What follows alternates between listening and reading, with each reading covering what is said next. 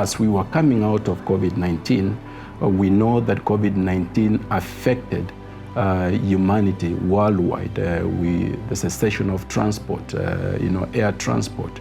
It affected the agricultural cooperatives, particularly in the horticultural sector. And what we know from our work is that women were disproportionately affected, particularly in the horticultural sector, where many of them lost work and therefore lost income. And with that, we had challenges in terms of access to health. So when the call for women rights came out, and we thought this is an opportunity for us to bring women into the space that they had already lost as a result of COVID-19. And therefore, WINRACK was born out of that realization. Our project, which is based in 3 counties, the county of Kiambu, in central Kenya, Kajiado, and Taita Taveta, which provide us with a gradient of different socioeconomic status of, if you look at all those counties.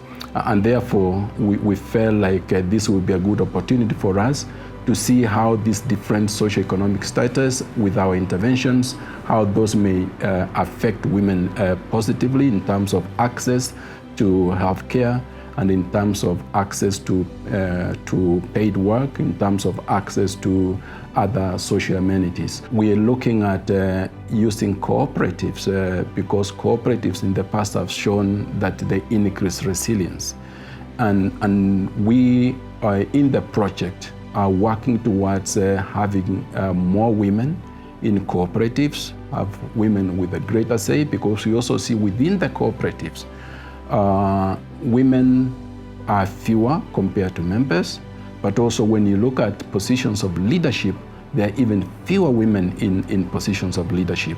And therefore, in terms of decision making, decisions are made with few women involved, and some of those decisions may require to have a gender perspective, so that even as we talk about access to health, we know that we are able to include women's voices in terms of then access, in terms of provision of healthcare services, but also in terms of income, because for you to access health, you require a certain level of access to resources that are required for you to be able to afford health, to be able to pay for the services.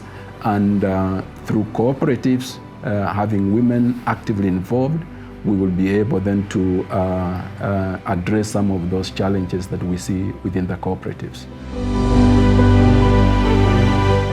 The WINRACK project was intentionally designed in that manner, based on our understanding that the barriers that women face in participating and involving them in leadership and governance within the agricultural cooperatives operate at different levels and also at different spheres.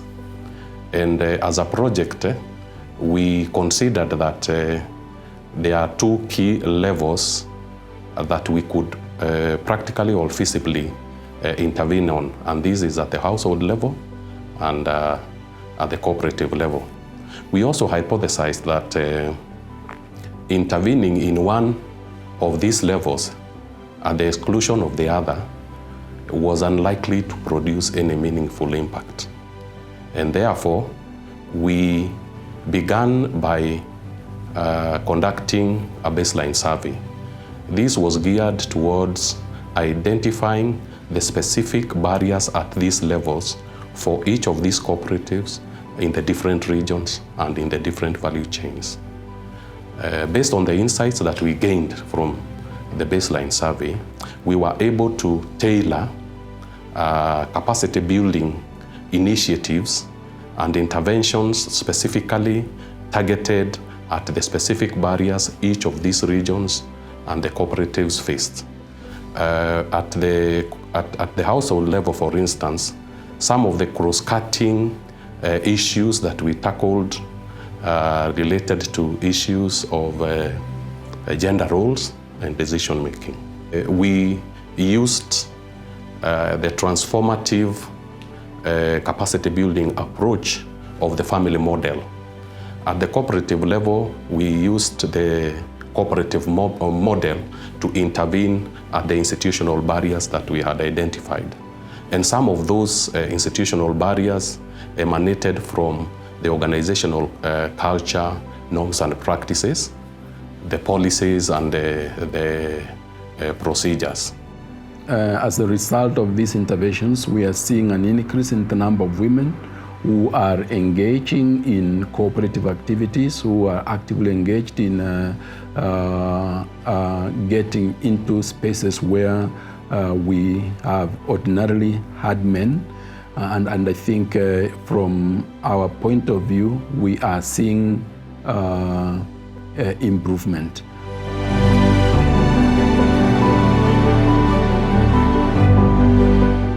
Mimi Mary nilijoin hiyo cooperative, tumekuwa tukienda training na workshop, imetusaidia sana, unajikubali, ukiingia kwa hiyo cooperative, kukipewanwa rules, unaweza kuwajibika, kama ni kuchaguana, mapema walikuwa nachagua tu wazee, ndio walikuwa naongoza. Sasa uko na hiyo confidence, unapata hiyo confidence, unaweza chaguliwa pia wewe. Na pia inasaidia ukiingia, unakuwa tu uko na pesa yako, unajitegemea. In case kuna kitu imetokea, you are able to handle it. Imekuwa usaidizi kwangu. Juu ya masomo imenisaidia sana pamoja na mama yangu. Juu sasa kama ni mambo ya kulisha ng'ombe, tukikaa pamoja, kama ni mambo ya pesa, tukiambiana tutafanya hivi, tunaagiriana, tunasema hapo inastahili. Na vile wamama wengine tulikuwa na wao huko tukisoma, hata wao tulikuwa tunasema kama cooperative hii imetusaidia sana. Juu masomo ile tumesoma imetusaidia na tumeenda mbele.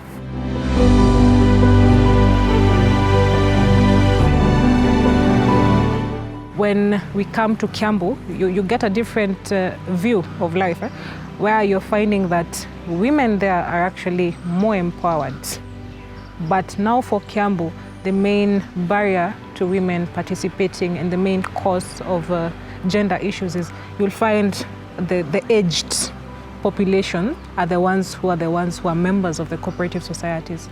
One of their major issues is they have a very aged kind of level of cooperative engagement, and during that time most of the women, the level of literacy was a bit lower, especially in that side or that part of the country. So you find that the woman, because right now there's a lot of empowerment and growth, because of their lower literacy levels, they are even shying away from leadership, they are shying away from participating, they're shying away from voicing their opinions, because they're saying these other people are more educated, they can make better leaders, they can give better views as opposed to I. Then the other, something very big that came out in Kiambu was the age. You are finding some cooperatives that have literally very, very few youth. What does that mean in terms of sustainability or in terms of succession? If you're having the average age as 55 for the entire cooperative, that means that you don't have youth in that cooperative. Sustainability, of course, is an issue we are concerned about, and part of the reason why we have within the team a decision maker as one of the PIs, as one of the principal investigators, is to ensure that even the small steps we are able to make at the cooperative level, that those may be taken up at a higher level, so that, from, for example, the State Department of Cooperatives, that may then influence how cooperatives operate, not just in the 3 counties, but also expanding into the other counties within the country. As a cooperative university, we are privileged to be able to explore other avenues that could ensure a lasting impact and sustainability of our initiative. One such is the Presidential Economic Transformation Secretariat, and in particular, the officers that are in charge of health and in cooperatives. So we made sure that during our health ideation workshops, these officers were included in the workshops and in the conversations that emanated from there. So one of the most important and interesting thing is that the voices from the women in the cooperative, from the cooperatives, were able then to reach the highest office in the land in terms of policy and decision making. One of the big takeaways from this project, unlike other projects that I've been involved in before, is that WINRACK from the very beginning brought on board people from the decision-making level. So we have a decision maker at that high level. In the past projects, the way I've been involved, we carry out projects and then we take the results to the decision makers. And one of the questions they ask us, how did you arrive at this? So through WINRACK, we have been able to engage a decision maker from even the inception, conceptualization of the project itself, and in terms of gathering data from the field and going through that data in order to come up with strategies to address the inequalities we see, particularly in the involvement of women in the cooperatives within the cooperative sector. We can use this knowledge that we've gotten from the family to transform our families so that we have what we call a model family that the other community can emulate. If I am treating my wife better, if I'm giving her a voice, if I am supporting her to become a member and get leadership, it means that other families will see this. And it's not just one family, it's a number of families within the community. So the community will get a behavior change because of that. Similarly to the cooperative. Ile tulisoma kwa elimu, kwanza sana niseme, wakati tulitoka huku, nilikuja hapa nikafikiria kwanza peke yangu, nikajiita kama mkutano. Nikaona ni vizuri hata mama yeye akuwe na chair karibu na mimi. Kwanza huko kwa benki, kwa ziwa ya daily, pesa ikiingia kwa benki, hata yeye kutoa ataweza toa. Juu mimi saa zingine ninatembea na engine na magari. Kwa hivyo hata yeye nikampea ruhusa wa kuingia wapi? Wa kuingia hapo. Sasa hata hiyo mazao nikaona iko sawa. Juu hata vile tulisoma pale, vile mlituambia nikikaa kisha nikiwa peke yangu, hata ng'ombe maziwa iwezi ongeza, lakini tukiwa tumeshikana wawili inaongeza. Kwa nini? Kwa bidii yetu na kushikana pamoja. Hii mradi hapo awali mimi nilikuwa tunafanya kazi ya kuchunga ng'ombe. Sasa sio saa hii nimeanza ati juu ya masomo huko, nilikuwa tunafanya huko, lakini vile tulienda huko tukasoma. Sasa ile bidii nimeweka saa hii ni bidii kali. Juu sasa kwa vile nimesema baba kama hayuko karibu, mimi naweza simamia mambo ya familia na mambo ya kuchunga ng'ombe na kuchukua maziwa na kupeleka huko cooperative. Kwa hiyo mambo yote kwa mimi hasa naweza simamia hiyo mambo, na ni sasa nitaweka bidii mara mbili kuliko sasa ile niko nayo. Juu ya ile masomo tumesoma huko, sasa lazima nitie bidii ili niendeleshe kuchunga ng'ombe vizuri. Sasa nikaona hiyo mradi iko mzuri sana. Kwa hivyo hata tukiendelea hivyo tutaenda mbele sana, na hata tumefundisha watu wengi hapa hii kijiji. Isipokuwa ni mwenye kukosa kusikia, sisi tumewaonyesha na wakaona na macho na wamesikia na masikio, na mwenye amesikia amesikia. Kwa hii mradi imetusaidia sana. Nataka kuambia wamama wenzangu, imetusaidia sana kwa health na uchumi. Sasa vile ningesema ni watu wakuwe kitu kimoja na washikane, juu wakiwa kitu kimoja na waongee lugha moja wanaweza enda mbali. Juu kama hivyo Bwana amesema, isipokuwa tuko kichwa kimoja na tunaongea lugha moja, hakuna pali tunaweza enda.